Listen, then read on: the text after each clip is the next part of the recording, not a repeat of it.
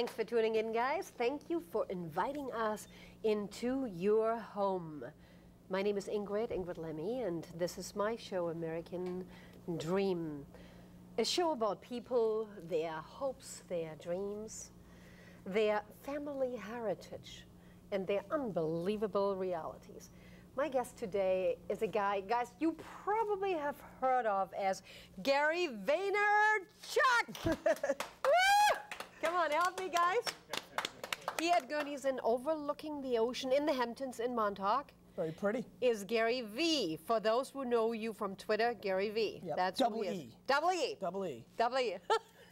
Gary, thanks for coming out to Montauk. Thanks for having me. I want you to know that took Gary about 2 additional hours to get to Montauk. A solid 4-hour journey. How much did you sleep in the last 3 days? In the ballpark of 3 to 6 hours. I'm trying to figure it all out right now, but a couple red eyes. It's been a heck. I've been in San Fran, LA, a lot going on. Okay, guys, for everybody who's watching now out there in the world, okay, Gary Vaynerchuk is a social media lover. Okay. You know, yeah. Somebody who definitely feels that the world is massively changing. Okay. And I think media and consumption and branding and all those things are going to change so much over the next 3 to 5 years. And somebody who's massively passionate about family, wine, and New York Jets, big time. And you like that? That's helpful, and, everybody. And somebody who wants to leave a very good legacy. Okay. Well, that's the message. We like that. That's where we are going. We're halfway there. In the meantime, there is already the entire United States who knows who is Gary frickin' Vaynerchuk. Listen, guys, we are starting where it all starts, because that Gary Vaynerchuk, who is going up the charts, nobody would know you if it wouldn't have been for your family heritage. Tell me about your family. So I was born in Belarus, in the former Soviet Union. Okay, I was just going to say, where the heck is Belarus? Yeah, it's right by Poland, in the former Soviet Union, White Russia. Okay. And we immigrated to the U.S. in '78. 78. How many years ago is that? I guess that's 30? a little over 30. Okay. And my dad and mom. How old were you? I was 3, so I was a huge contributor. Okay. And we came to the U.S. and we lived in Queens. And my dad got a job as a stock boy at a liquor store.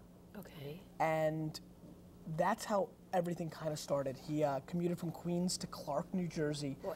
I still debate if he lost money on the gas compared to what you were paid at minimum wage back then. But my parents, you know, they must have had a heck of a tough time. They had a really tough time at first. And you know, how many kids were you guys? It was just me, but then my mom got pregnant, Dad got pregnant in Italy while it was 6 months before we came to the U.S. Paperwork and all that baloney. And so when we got to the States a couple months later, you know, my sister was born. So it was brutal. I mean, it was tough for them. But my dad worked his ass off, and my mom held down the 2 kids, and they worked really, really hard. And I think in a lot of ways, it allows me, with all the things going on with me today, it really doesn't allow me to get too high on myself. In a world that we're living now where it's about transparency and authenticity and being a good person for brands, it's a huge advantage for me because we really came from zero. And you know, when I asked for Nintendo and Sega, it was go out and buy it. You know, so I had to earn my keep, and that's what probably pushed me even further to entrepreneurship when I was little, because I needed a lemonade stand if I wanted candy, and I needed to have a baseball card business if I wanted stuff.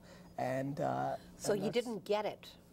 I mean, listen, my parents were more than happy to give at some level. You just didn't have it. But my mom's cheap. We all know it, Mom.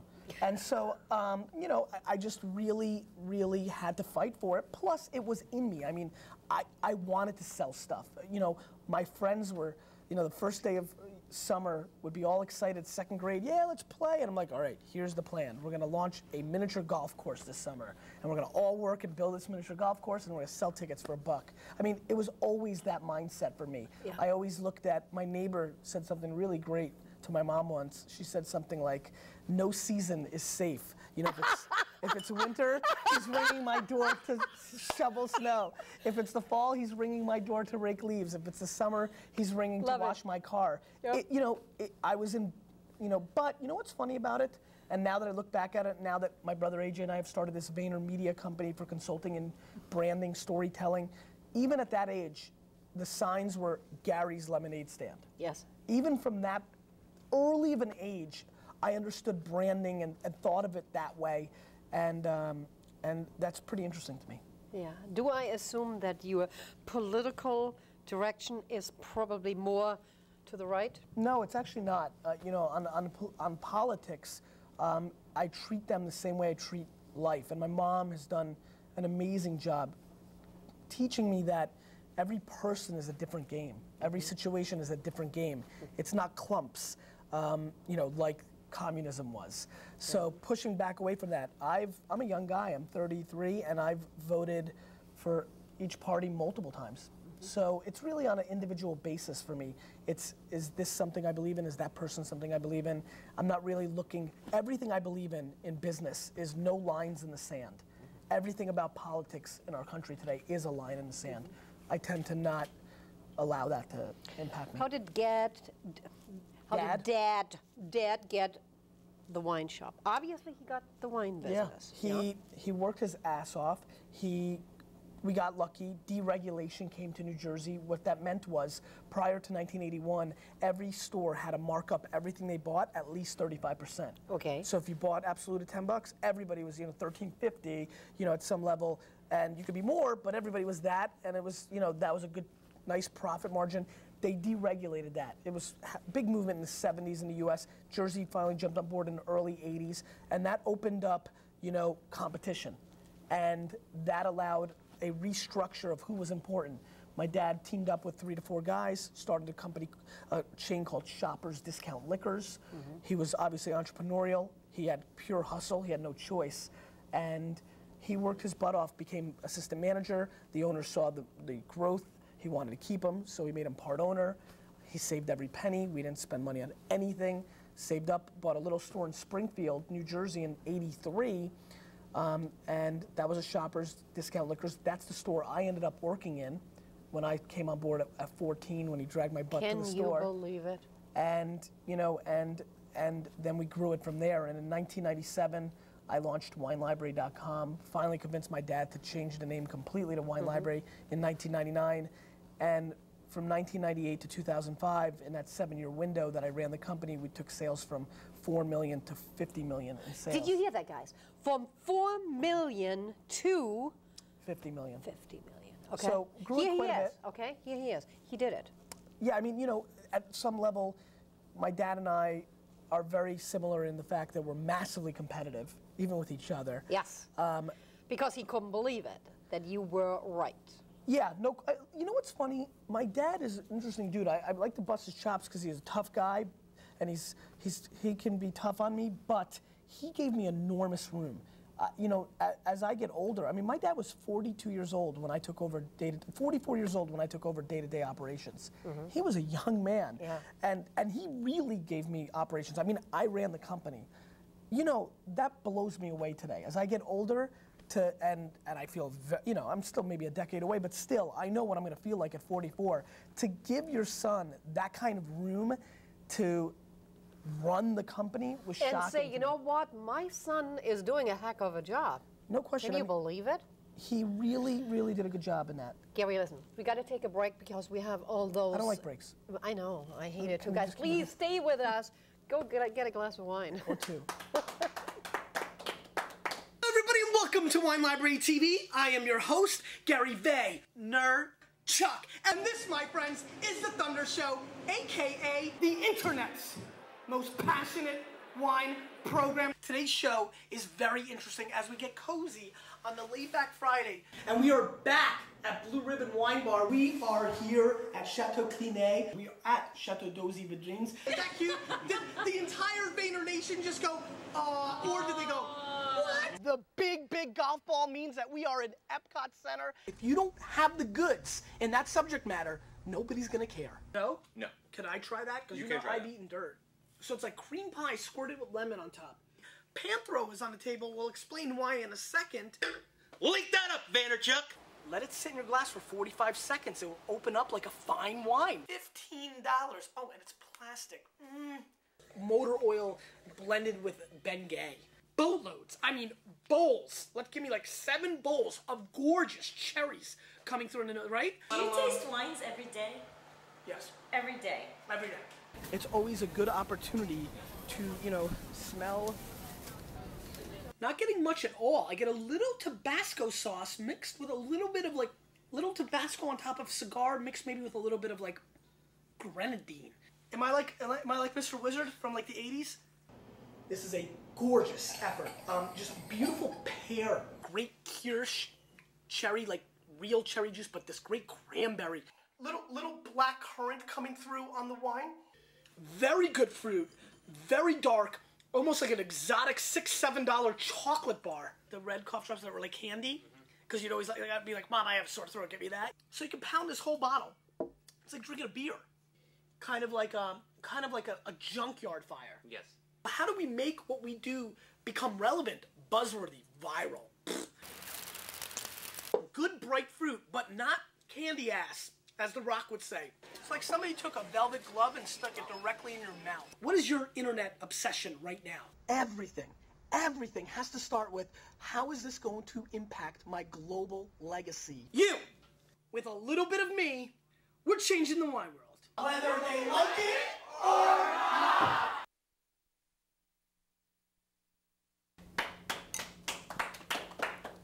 Just in case you've forgotten, okay, here on the American Dream Show, at Gurney's Inn, beautiful Gurney's Inn in Montauk, overlooking the ocean, is the Dream Man, Gary Vaynerchuk. Come on, guys, give me a little. Give me a little something. Gary Vaynerchuk, the social media wine expert or sommelier. I had to learn this word. It's a tough one, right? It's a tongue tie. I didn't know that I have to say sommelier. I thought it is sommelier, like more the French thing, but... Listen, if anybody who's watched any of the 700 plus shows that I've done, I butcher words left and right. I think wine is so mispositioned in the US especially. That's why I started Wine Library TV. I think people are massively intimidated by it. You know, there's so much complicated things going on. And that's great, and I respect the tradition of wine immensely. It's something that's been very good to me. It's something I studied immensely when I was 17. I wanted nothing more than to be the biggest wine expert in the world.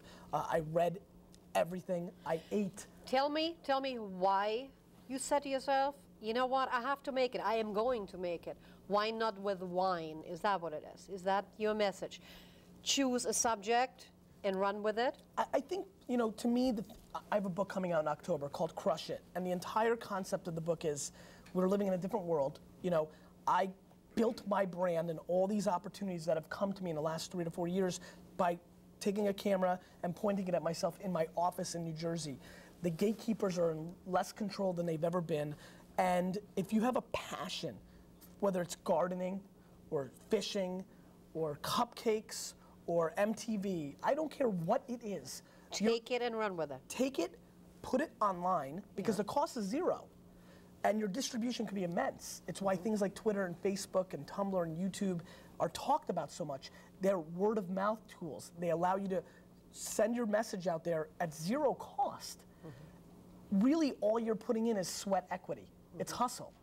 And if you've got passion and you've got hustle, and you put those two things together in 2009, your ability to make 40, 50, 60, $100,000 a year is massively obtainable. And with so many people out there making 40, 50, $60,000 a year and are miserable, I'm passionate about delivering that message because I know how to do it. I know the blueprint, I know the opportunities, I know where things are going, and I'm gonna be as loud as possible to position people to be happy.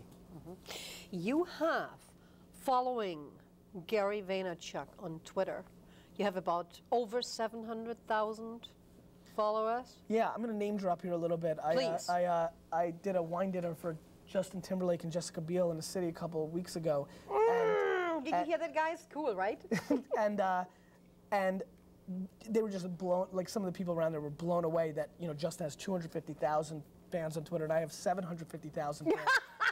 And love it. And I'm like, yeah, it's ridiculous, but it's a snapshot of the reality of what's going on here.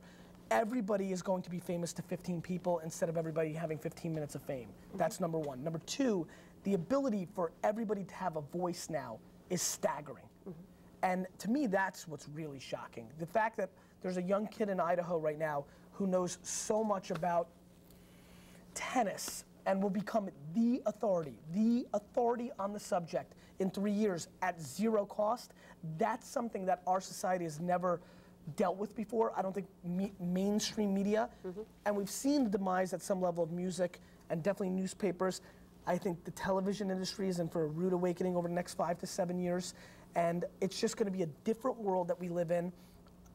People are text messaging and handheld devices and Kindles and Apple tablets are coming. I mean, it's a different world, and the opportunities are endless. And to me, we've never been in a period of time where the entrepreneur and the dreamer, to tie it into what we're doing here, has had more true opportunity to execute. It really took somebody with amazing tenacity, luck, and timing to really make it. I honestly think now passion and hustle allows people to make it. To me, if you work at Neiman Marcus, or you drive a truck, or you do something that you're not 100% passionate about, and you don't take the time to, after you're done with work, blog, whether that's video blog, written blog, audio, about that subject that just turns you on at night, you're making a huge mistake and leaving an opportunity to make your life very happy. In this country where we work so much, we only live life once, and we work half of it, and we sleep a third of it. The fact that that work time is not being positioned for a place of happiness for the far majority of the people that live this world is a huge mistake. Very interesting. Very interesting. Gary, I got to tell you, you could easily be my kid, okay? We've got the same thing going. I swear to God. It's like, listening to you is like I'm listening to myself. It's like I have that beat. We're playing mirror game here. Yes. I have that inside. It's there. And and the timing in today's world, and the thing that's fun for me, and I'll say it again, it's the timing. Everything I just said, everything that's happened to me was not possible in 2005. I mean, that's 30 seconds ago in the scheme of things. Yes. It's the way word of mouth and media and content is being delivered today. And it's a huge change. I was in LA yesterday meeting with my agents at CAA, and their world is going to change so much. There was a movie that just came out, Bruno, okay? It had My assistant Colin, he told me about Bruno. Yeah. What is this about Bruno? So what's really interesting about Bruno is this. Sacha Baron Cohen, great actor, had a movie called Borat, huge hit. This is his second movie, Bruno. It came out, it opened strong, 30+ million, first day, Friday night. It had the biggest collapse on Saturday in movie history because the movie wasn't good and because everybody who saw it went back and Facebooked and Twittered and blogged about it. Information moves so fast now that they were able to impact the movie the next day. Wow. The drop was bigger than most movies' drops 2 weeks later. A big opening. This is the world we live in now. Word of mouth and the citizens of the world have such a powerful voice. It's now a cocktail party instead of giving a presentation. Our jobs, being in front of the camera, is not to give a presentation, which is what everybody from 2007 back did. We presented, people consumed, end of story. Now, it's engagement. It's cocktail hour. We present, then we get off the pedestal, and then we go shake hands, kiss babies, hug, because we've got to be in the trenches where the people are communicating about what we just did. That's a huge shift. That's going to take a lot of players and eliminate them because you have to have a totally different skill set to be able to execute on that. Stay with us. Go get a glass of wine. Or two. Gary Vaynerchuk. Yep. Gary Vaynerchuk, I am so delighted to have met you. If Thank it you. wouldn't have been for my assistant and, by the way, our advertising manager, Con Panchev, he wouldn't be here today. Well, Con. Means I would have never met you. Oh my God! You know what happened is that he kept on suddenly being so interested in wine, and I was like, what is going on with him?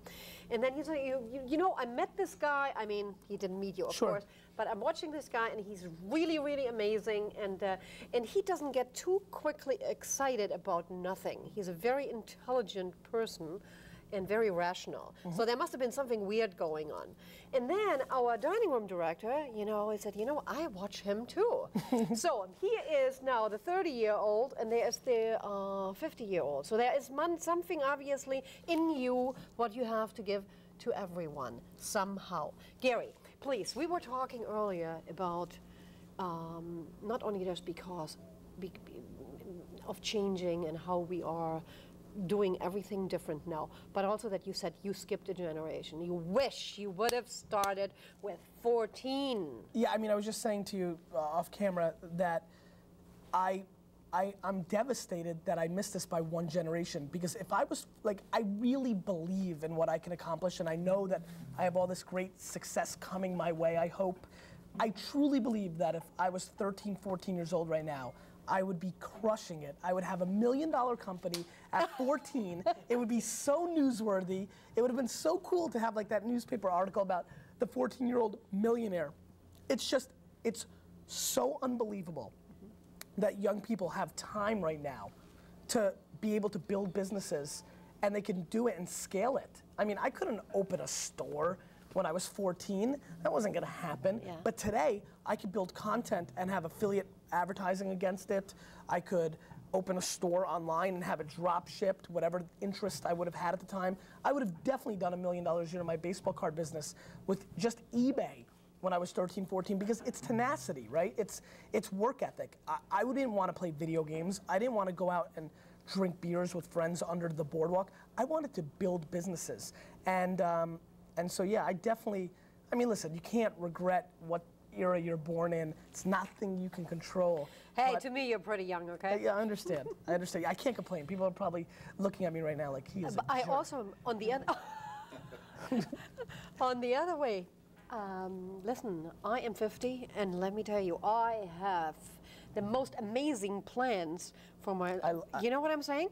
I know It's exactly like, what you're saying. I was talking to somebody. I think you can do that at any age. Listen, I'm obsessed with staying healthy because I have all the interest in the world. 10 years ago, I said to my friends, I cannot wait to be that guy sitting at the track every day, at the horse track, and just betting on the ponies and just, you know, at 65, chilling away my life. But I don't know why I even thought that. Now, I'm like, okay, I'm gonna be 89, and I'm gonna be hustling because I'm gonna be on my beach with my laptop, wireless. Listen, more importantly, let's be honest, technology's so insane, there's no way that's gonna be the reality. I'm probably gonna be doing something like this. You know, it's probably gonna be in my head, I'm gonna be selling stuff. And I'm really looking forward to it. I love the fact that, listen, I'm very into charities, and some of the ones that I'm involved with, you know, have people that are disabled. And the fact that people now can communicate to the world, you know, people that are, you know, blind and deaf and limbs, they can use computers and the technology now, whether breathing out of, I mean, amazing where the world's going. Everybody has a shot. And, you know, one of the things I'm very passionate about, once I kind of accomplish some of the things that I want to do, scratch those itches of accomplishing a little more, positioning my family, as, you know, my goal is as many generations of screw-ups that I have, to like keep them from going broke. That's my hustle. But once I get to that place, and once I buy the jets, I'm very, very fascinated on helping parts of the world get internet access, get that entrepreneurial opportunity. That's a good goal. I've met a great entrepreneur who's got a great charity called Charity Water, who's leveraging social media tremendously. We're gonna go build some wells in Ethiopia. But I heard about it. Yeah, it's a great charity. Yes. And you know what's funny? I wanna take that a step further. I wanna get entrepreneurialism connected through the whole world. I want to go to those parts of Asia and South America and Africa that have no shot, but you can, I mean, you go to South Africa, parts of South Africa, the way these kids and grown-ups are hustling in the market and selling and negotiating, they're amazing. If they could just get internet access and taught the right way instead of you know, send me your bank account number, internet scams. They could really, really turn into some amazing. Gary, you hated school. I was a terrible student. I mean, I was an awful student. I failed classes on a regular basis. That's good to know. Good to know. Yeah, I mean, I was a solid D student.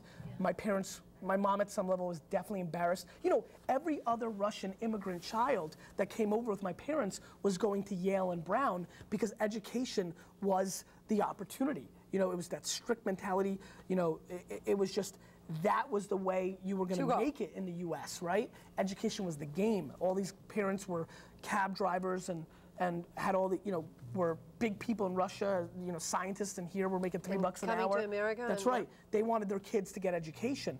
My mom, I just give her enormous credit. She parented me the way I think every parent should parent in the world, which is allow your child to be who they are.